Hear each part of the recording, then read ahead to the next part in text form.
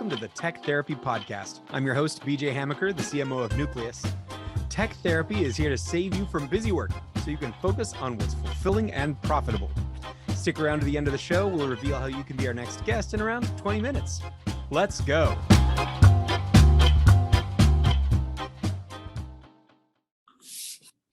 All right, we're here with Jason from Hovr. That's HOVR. We're excited to have you with us. Welcome, Jason. Thanks so much. Happy to be here, guys. So I have a tiny bit of experience sort of playing around with the tool that you've made over at Hovr, but for our audience, I would love to get your take. Like, can you tell us what Hovr does?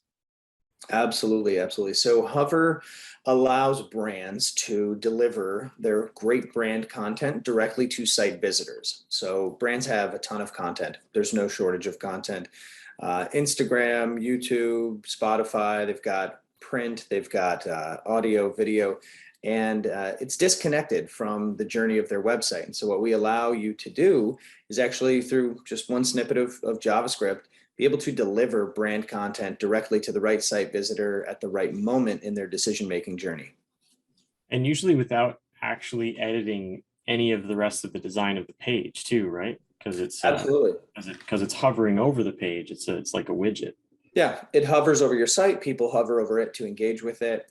And we find that a lot of people have so much content. They've got a resource section on their website, but no one really goes there. And so to be able to bring it out and put it right in front of the right person at the right time is quite powerful. And then we allow you to kind of edit and add to it, in that you could have a call to action. You can link people internally or externally, depending on what your business outcomes are. You can kind of drive them toward the most meaningful outcome for you.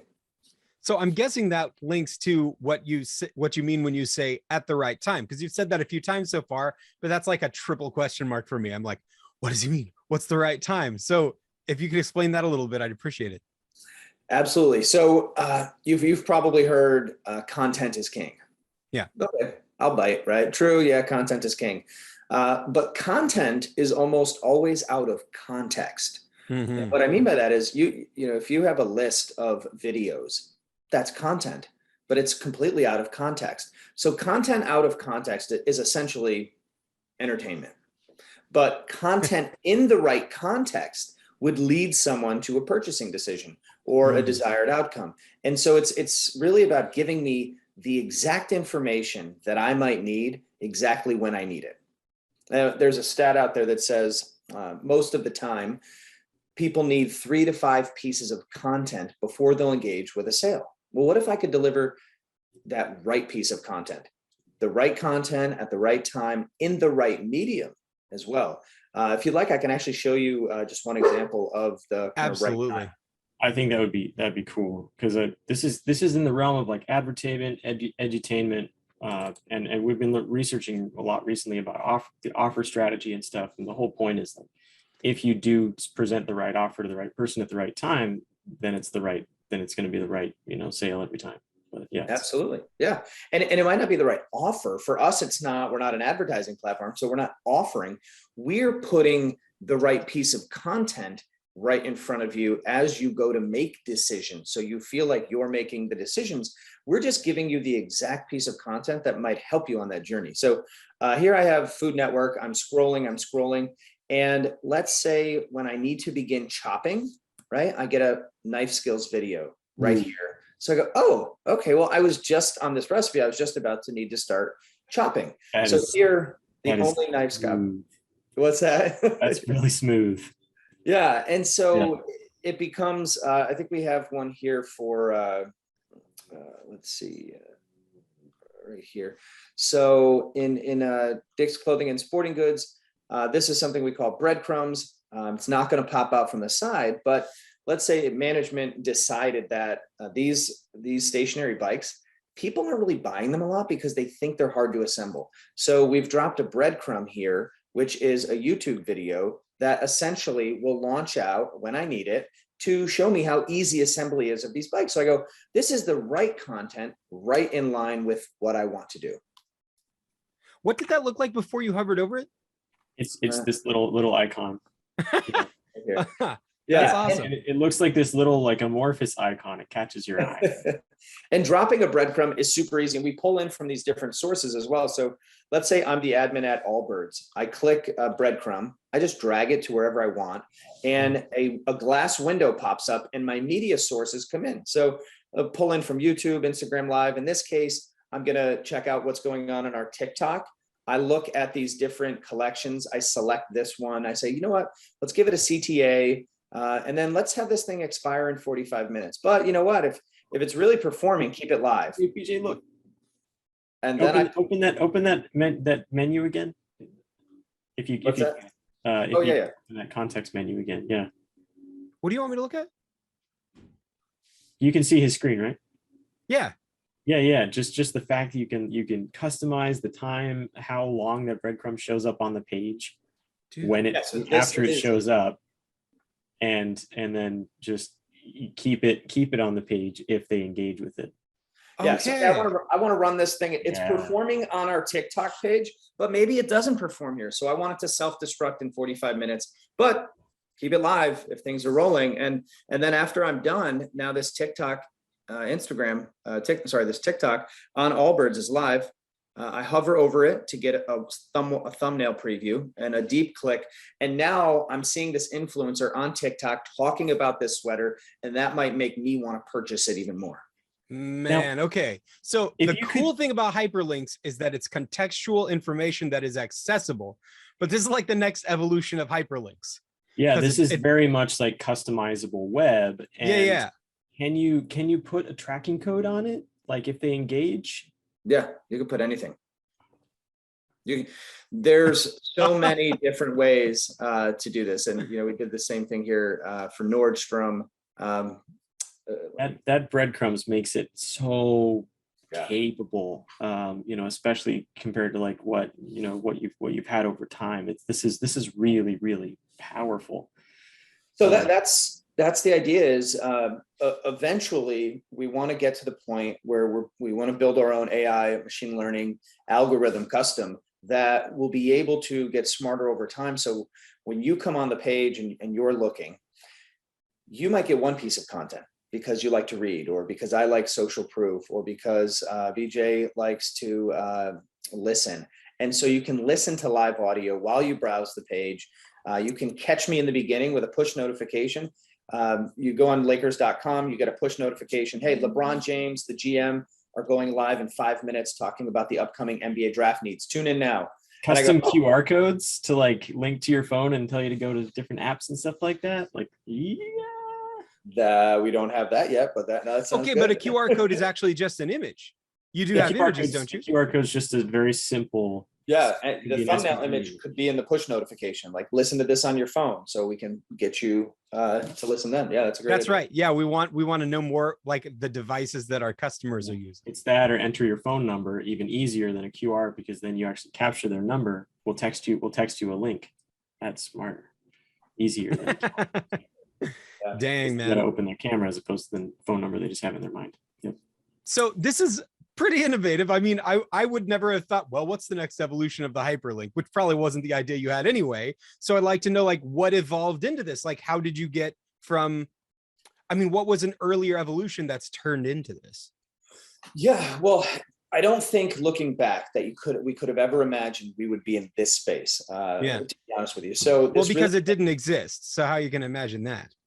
People also always try to say, like, oh, is it kind of like this? I'm like, it's almost exactly not like that. It's complete. It's unlike anything you've ever seen because it doesn't currently exist. Very Web 4, like it's just very nice like that. And we've already got one patent officially granted on this, and we just 2 days ago filed 3 new invention patents for it as well. So hopefully we're going to get those secured down as well. But yeah, so the journey was, we were actually in February of 2020. We were operating an in-person event networking app. So networking with participants at events. And the pandemic happened that month, March. No one needed in-person events. No one was going to in-person events. They weren't being held. So we pivoted the company to virtual, but because we came from networking, we built an entire virtual capability with a heavy focus on networking. social media, be able to swap chats, contact info, chats and socials, stuff. documents. Yeah. And just about the end of that year, 2020, we had competitors start coming to us saying, hey, we're worried about session management and HD quality video, but your networking is really great. Could you just scrape out a snippet of code and you power our networking? So we said, this is an interesting idea. Went to the developers and said, okay, here's the premise. If two people are on the same site at the same time, we could theoretically reverse engineer the entire concept of a social network by turning the front end of anyone's site into their own self-contained social community, essentially exposing the front end of the web traffic. Right. Who else is on this site with me? You don't know it, but if you're on a website, there could be 30,000 other people on that site that could collaboratively help you solve your problems, give you social proof. So we knew we wanted to go into the networking space because we came from it. We knew the events. So we had to do that. And we started to gain those types of customers. But we also started doing discovery, DJ, and going to eBay and Pinterest and a lot of big brands and saying, hey, we think you have this problem. Do you have this problem? Do you want to build your own self-contained social community? Let your site visitors network with each other? And they said, no, we don't. Not at all. It's definitely not the way that most brands are ready to engage with their customers. That's what happened to Jack Dorsey when he introduced the idea of Twitter. He's like, I want to let people know that I'm like having a good time chilling in the park. And everybody's like, we don't want to know that. Right. Yeah, exactly. So while we were there, though, we said, what other problems do you have? Right? What else is going on? And we started to see some emerging trends. One being the fact that 98% of all web traffic is completely anonymous. So these sites just don't know who's on their site. And couple that with the fact that Google pulled third-party cookies, right? And all the other browsers had. It's more anonymous, yeah. Mm-hmm. And so it's getting harder for advertisers to track and target. And there's been this emergence of zero-party data, first-party data. And so we said, okay, so if we could get this information for you, that would be valuable. They said, yeah. I said, okay. How valuable? What would you pay? I said, we'll pay you $1. We'll pay you $1.50. And so then it really became, okay, using the technology that we have, which was now at that time, a snippet of code that lives on the site that powers networking. Mm-hmm. Could we power other experiences? Could we treat the internet like a canvas where we could do anything we want on top of it? We could bring to life certain aspects of the website and potentially in exchange for first-party data. And it's so like interactive heat mapping, really, kind of. Yeah, to a degree. And there's stats out there. For example, you could say, well, Jason, why can't I just embed a YouTube video? All you're showing me is a YouTube video. And you could. You'd have to get a developer to change it out constantly or put it on a carousel. There's no CTAs. And also what we were just talking about the other day was not a lot of people, the stats show that 50% of people don't scroll past the first breakpoint, right? So if you've got a great YouTube video that you really want people to see, but it's not in your top image there, it's not going to get saw, right? I'm dealing with that headache too. Like right now, we're building a site for a charity. There's this beautiful video, but there's also this huge donation button. Like, I don't have room. It would be it'd be actually really convenient if I had a little button that they could tap to open that up. But it is hard actually as a developer to add a modal properly formatted to a page and then configure it, and especially to make changes with it in context because it lives inside of the what's called the DOM. It just lives inside of the context of the design instead of being on top of it, how you guys are. And these are really easy. So the push notifications they slide out very quickly, very easily. I can show you one here as well. This is one we're doing for a prospect, so it's not a customer. But if you look here, I'm scrolling here, and let me see. I think this is muscle cars. Yeah, muscle car. So I'm scrolling, and that might not be. Oh, this is doesn't use horsepower; uses manpower. Oh, I don't think actually it's on this one. My bad.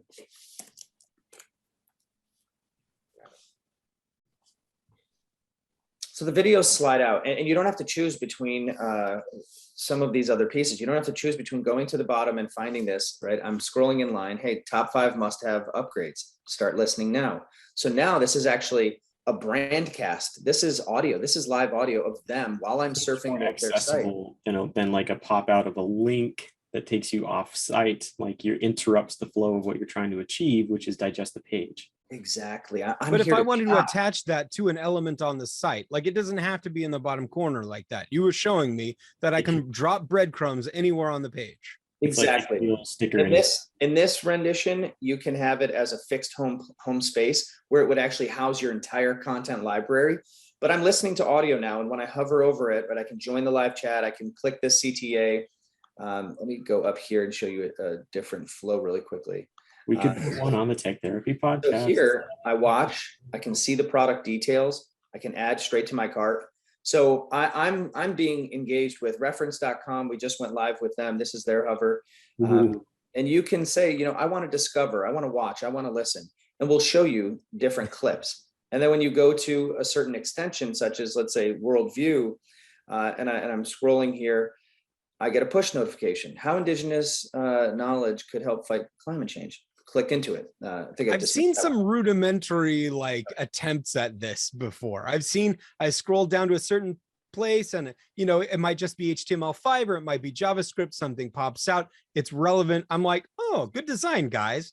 But the fact that, somebody could just get hover and then do that, I'm not that level of coder. I can, make a site, but like having a tool that's accessible for this, especially one, like Pace was talking about, because like if I can drop a breadcrumb that reminds people to donate, just because they scroll down past our thing. Yes, we still want to, support Mbuyu. Go ahead and click this button, and it'll take you to a form, something like that. Like I really the breadcrumb could be, again, we don't ever market ourselves as like the reason. If we could show causation, that'd be great. But let's say you have a B-list celebrity who recently donated and they did a video of why it's so important to champion this cause. That would be a breadcrumb you'd want right near the donate page. So right near the button. So someone hovers over it. They see, this celebrity. Hey, this is so important. I need you guys to join me in this fight. Yeah. Now I'm tipped over the edge. All right. If he's doing it, I'm doing it. I'm in. That's bonkers. Love that. Yeah, no, it's like rearranging your furniture. It's like a Murphy bed or something. It's like, ooh, boom, there's extra content, as opposed to constantly having to focus on the core website design. And actually this would save people a lot of money and improve site, just digestibility by reducing the number of the pages, essentially, because all this dynamic content doesn't need to get pushed onto the site, added with meta tags and stuff all the time. I mean, pros and cons, whatever, for SEO, but this is usable. Like that's engagement is the key. So yeah, if you think about all the content you have, so most even medium-sized businesses have someone running community, someone running point on social. So they have one initiative, engagement, right? They want to watch videos, they want to get the viewership up, the engagement, the like, the comment. So that's their job.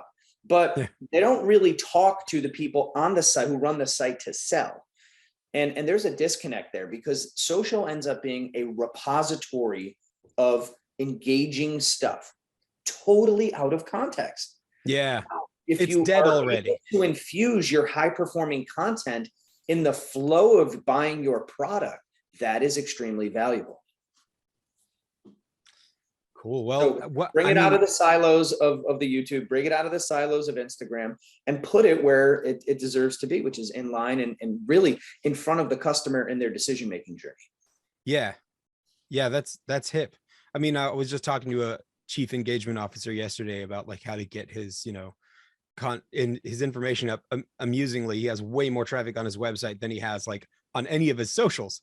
But if the thousands of people reading a fresh article, saw like, hey, here's where the conversation's happening, because his website can't afford like the hit to reputation that it would be to have all that chat nonsense right on the site. Like it's not the sort of thing where you want to enable comments. Yeah, but you can definitely engage part of that media, and you could go the other direction, like you're saying, start with the social media and then just bring it into the site.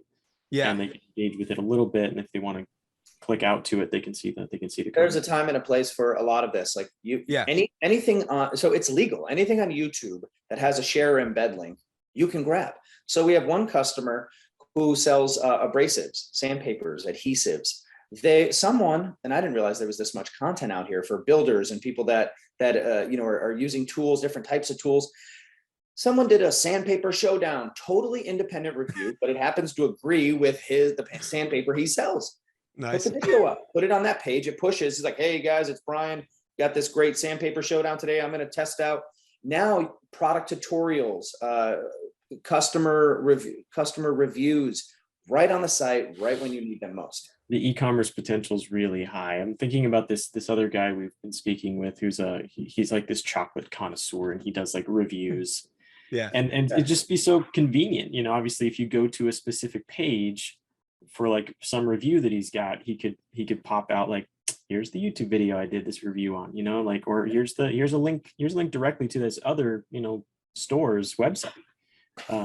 Yeah. There are so many use cases. There's so many reasons why a brand quarterly earnings report came out. Hear about our philanthropic efforts. Hear about what we're doing in the community. Hear about the lives that are changed. Hear about our supply chain. Here's a window into more transparency for the company. Meet our, there's always a press release. We got a new CTO, right? And there's a press release goes out. Put an interview of that guy or gal right on the front page of your website. All right, maybe this is just my like hyper connective brain, but when you say there are so many use cases and the thing that you're talking about use cases for is the most relevant data, like the actual use cases, every use case, you always want the most relevant data. All of the time, everywhere, always, no matter what. That's the use case for the most relevant data. And working back in the networking, obviously it's a handful to house that data and to try to manage and build that stuff. But you could work in a plugin for Discord or Slack or Intercom or something else where it gets delivered as a portion of that, so people aren't cluttering up their page with a bunch of different embeds. And then we literally don't do any networking anymore. No chat channels, nothing. Right. But we do think that there will be a time where what we built gets its day in the spotlight. But I think another company will do it. It's going to be a while before they get anywhere close to what we did build. But we scrapped that because the opportunity is much bigger. But we had the most progressive networking on the planet. I mean, it was hands down the best all around. But in the meantime, people could put an invite link to a community to go chat. Absolutely. Yeah, join the community. It can be housed on an internal or external page. You could have it. If it's the right brand, it still makes sense.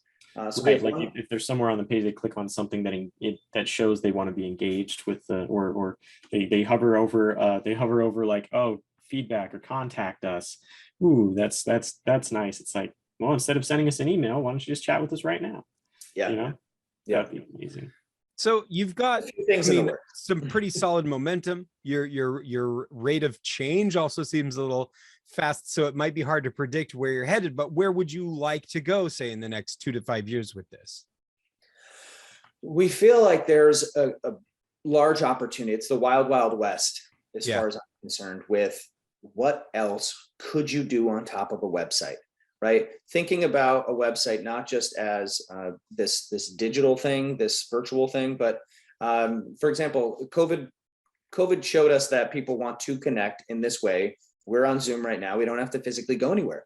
I see friends that moved in different directions. So for example, Nordstrom, what if you and 5 of your friends want to go shopping, right? You can actually co-browse with each other live. You're on one extension looking at jeans. I'm looking at jackets. We're all connected by audio, potentially video. Maybe a live shopper joins us and aids us. Hey girls, if everybody buys something today, we'll give 50% off.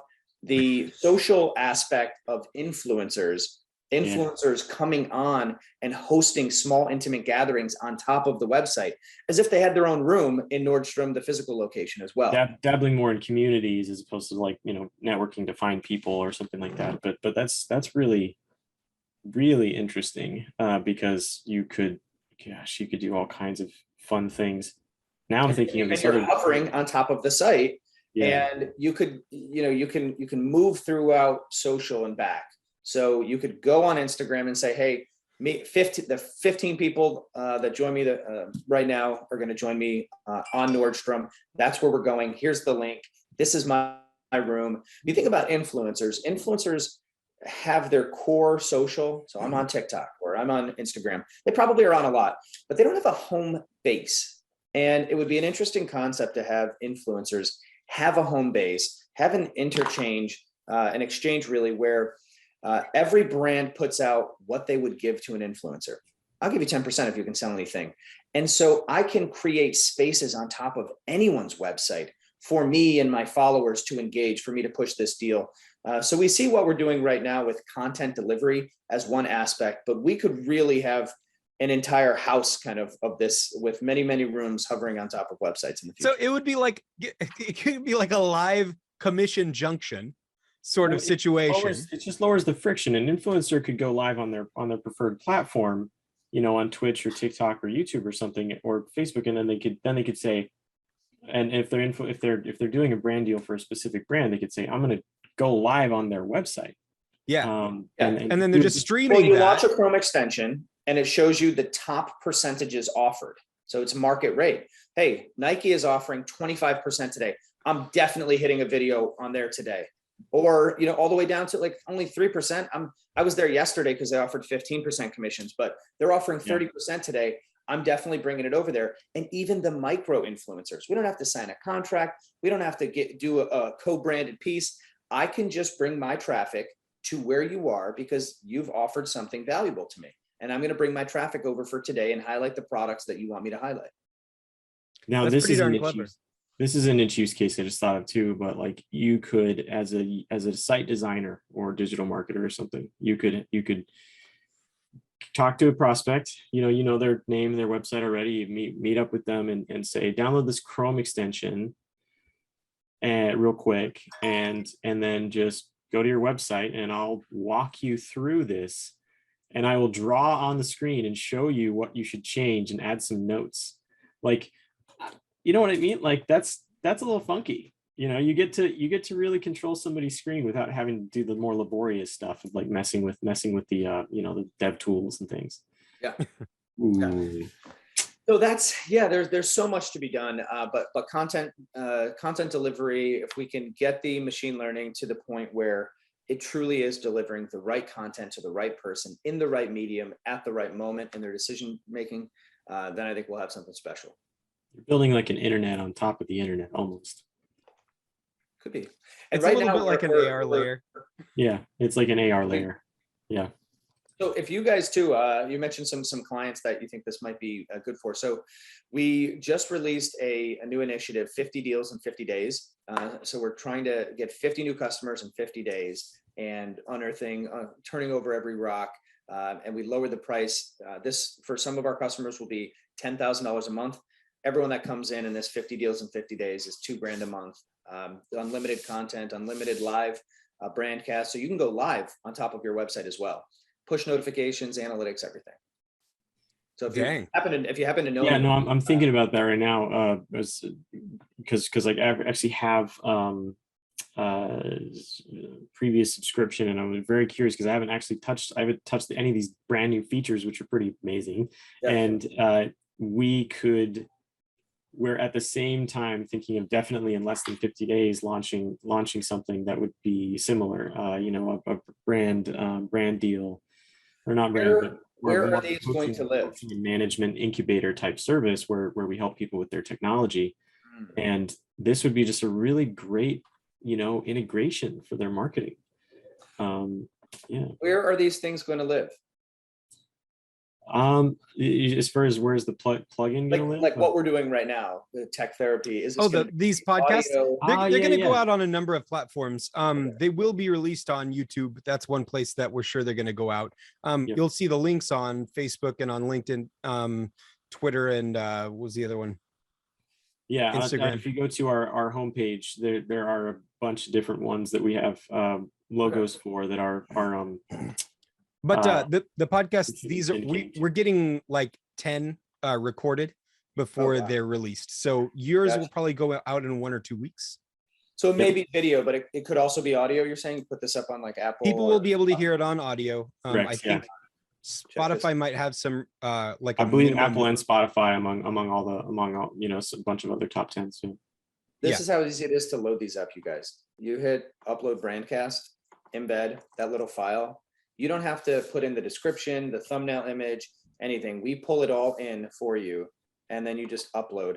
And within a couple of seconds here, you now have a brand new video in your library here. I think I pulled that. I see what you're doing too. Oh, that's so cool. Yeah. You're taking the embed link and you're essentially scraping out all like that formatting stuff, Yeah. and you're just pasting the content back in, the text and the video links, and then you be able to re-deliver it in your format, which is amazing. Same thing with YouTube, anything. I mean, it's just so easy. I did one for a customer the other day. I put 47 pieces of content in their library. I think it took me 5 minutes. Just copy paste. The next. So if I could create an embed link, API. if I could create an embed link of any kind of content, then your system would be compatible with whatever embed link I create. Like it wouldn't have to be an embed link from YouTube or an embed link from. The system will know. Yeah, exactly. So you get an embed link, we'll know what it is, we'll surface it. Absolutely. And then you'll be able to give it a call to action and a destination. Okay, if somebody is compelled by this audio, where do we want them to go? What do we want them to do next? And again, I think if we can get to causation, if we can prove your average site visitor is here for 3 minutes, they engaged with 4 pieces of content, they stayed 10 minutes, that data is 5 seconds, they clicked your link and bought. Yep. You know, do you want to send some back to us? That's pretty beefy. Well, you might want to talk to our new friend at Bento. He does it's kind of like a retroactive customer tracking. So like he'll track all of the different interaction points, and then once you finally get someone's contact information, it will retroactively tie all those things together so that you can get not just correlation information, but chronological causality tracking. And so that's just a way that this might be able to bridge that gap that it's at a pricing level too. It'd be a really easy add-on, I think. Yes. But it's like a CRM, it's market. It's called Bento. You can go to bentonow.com for that. Yeah. But really, really great data analytics in multiple touch tracking. Yep. That's really cool. Yeah, if that were integrated with this, because you mentioned it like 3 times already, like we can't prove causality. Be like, I was like, I know who can prove causality. Yeah. No, and really cool. Man, just the ability to track that type of data on website, interaction is just, that's like hot jar, but like in so many steroids. Yeah. That it's such a cool thing. Well, I think you guys just code all this yourselves over there at Hover, right? Yep. That's freaking awesome. Because one of the questions we usually ask is like, what kind of technology you use to make this? You're using a particular version of JavaScript or something like that. Yeah, it's essentially one snippet of code. Now what we've done a lot of heavy lifting to ensure that the customer just goes. People ask us like, what's integration like? How long is integration? What's the lift? And it's like, oh, okay. Copy. We almost wanted to put something on the website that says like Command C, Command V. Like that's it, because it's one snippet of code in one file. Let's say the header file goes across all of your different sites and extensions. Yeah, and that's it. That is literally it. It's very lightweight. It's quick. It's very cost effective for us to run this way as well, because most of the content we're not storing. We're pulling it in and displaying it from your source. And then we operate in a shadow DOM on your site. We don't interfere with your CSS. We don't interfere with anything you have going on. And it's hosted on your site because it's running on your site as well. So the server costs are quite light as well. We don't add anything to it because they're already there. They're on your site. But it was built to be light. It also loads after your page, so it doesn't affect any of the load times or anything like that. So we let everything happen, and then we come on stage. similar to other live chat widgets and things like that. Yeah, pretty fantastic. Cool. So now, so again, the website is GetHover, is that right? GetHover.com. Yep, gethover.com. And we'll be happy to really what we like to do if there's new prospects is talk to them about different use cases, what they're trying to get out of this. And then we kind of go away for a day or two and we'll show them, as I showed you today, the American Muscle One and Food Network, we'll show you, we'll actually build a custom prototype for your site so you can see how it would look, completely branded for you. No one knows we exist, but that's usually most effective. Your best partners would be big brands, essentially. Yep. Cool. Fantastic. Yeah. Well, cool. It's been a delight hearing all about this. It sounds like an extremely powerful tool. I saw like an earlier iteration, but it seems like you've just gone completely, you've exploded into like wild capabilities since I saw it 6 months ago. So good job with that. And I hope you get all 50 of your target new clients. And certainly I would recommend to anybody who's even remotely curious when this podcast episode comes out to go to gethover.com and check it out. Thanks so much, guys. All right. Thanks, Jason. Bye, Jason.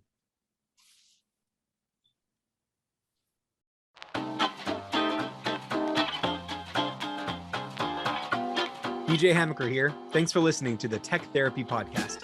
If you're a successful business owner and would like to be a guest on the show, please visit techtherapypodcast.com. If you got something out of this interview, would you share this link on social media or a screenshot or just your comments and include the hashtag TechTherapyPodcast?